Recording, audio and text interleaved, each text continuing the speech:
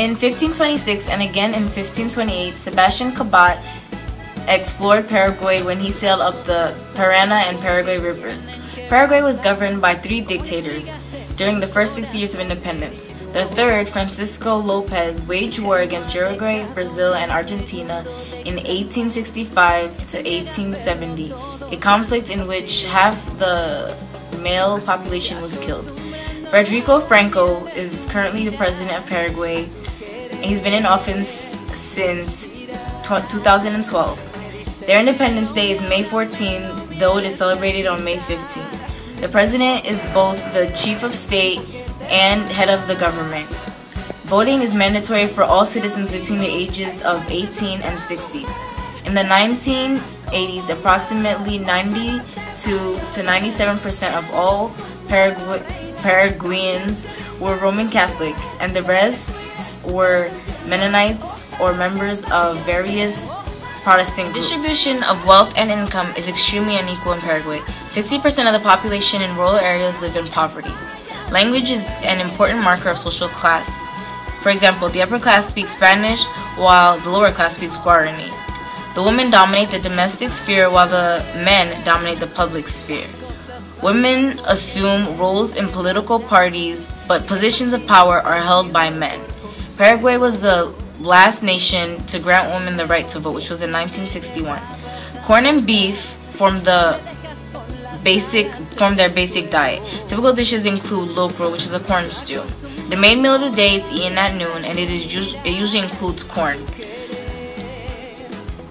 The art section, they have an active literacy tradition. Most literature is in Spanish. There's a lot of claywork and paintings. The country is known for their soft and often melancholy harp and guitar music. Music is usually performed in Guarani. This ends the cultural orientation section. Now with Christina on the greetings and gestures. Alright, so going over greetings. In Paraguay, this might seem a little bit different from what we're used to here in the United States. To greet someone, your business partner, when you first meet them, hands are traditionally shaken, just as here. But it's very common to see very close friends, you know, if they're women kissing each other or men embracing each other and shaking hands. And it's also really common to see Paraguayans walking arm in arm.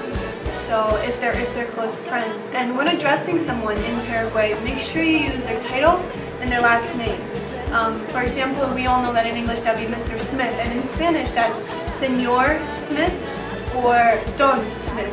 And if that's a woman, it's Señora or Doña.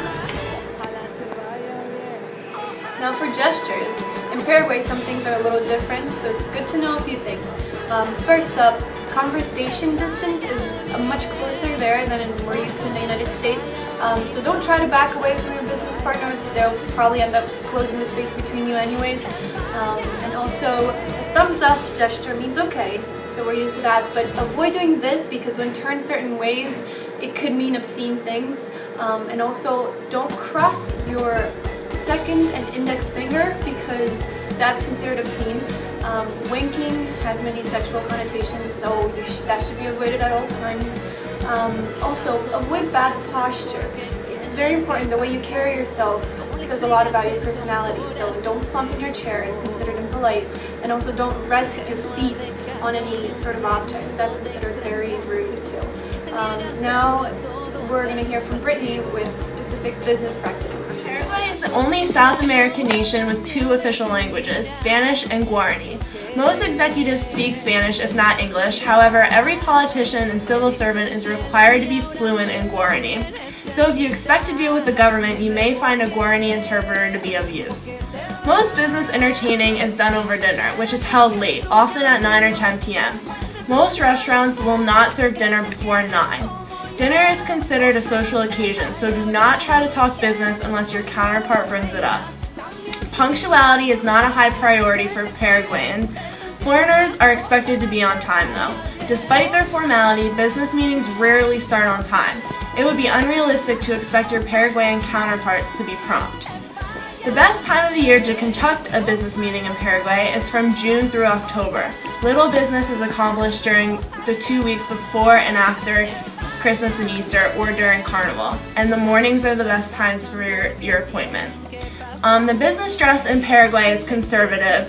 Dark suits and ties for men, white blouses, and dark suits or skirts for women.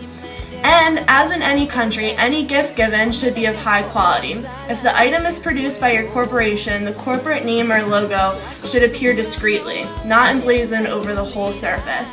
Now, Joanna and I are going to tell you important business vocabulary that you should know. I'm going to show you some important business vocabulary terms you should know.